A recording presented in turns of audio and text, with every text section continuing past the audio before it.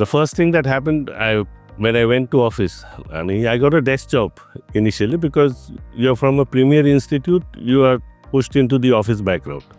But I still prefer the factory background, factory place where you can actually practice what you've learned. The first person I met at the department was my chief personal manager. He told me, first, unlearn what you've learned and start learning again. Here is the file, turn the page and learn the job. Anywhere you get stuck, come and ask me. That was the first instruction at the office. Basically, whatever we learn from here, it's all theoretical knowledge.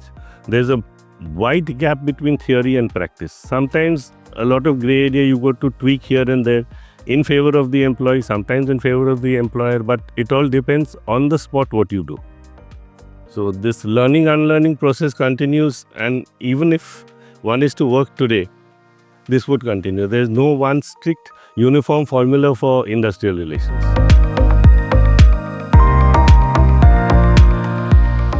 Cool head. That is the only thing that matters.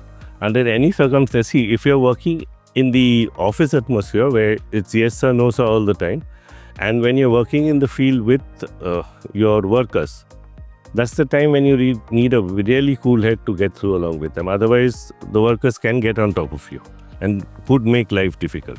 Sometimes you got to appear people's person, but you've got to think and work.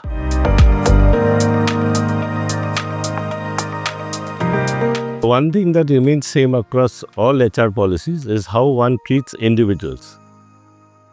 Handling human beings is tough, but being kind, patience, listening to them makes a lot of difference, rather than just shoving the rules at them.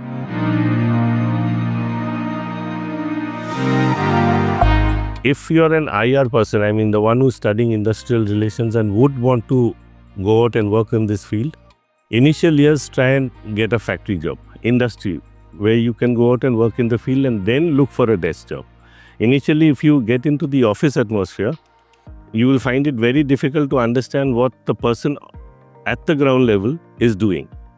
Unless you understand what the man who's actually working, laboring to work to produce the goods for the company which is sold and which gives us a salary, you have to understand that man's psyche. To understand him, you must be at the ground level. Unless you're on the shop floor, you will not get the exact feeling of what goes on out there.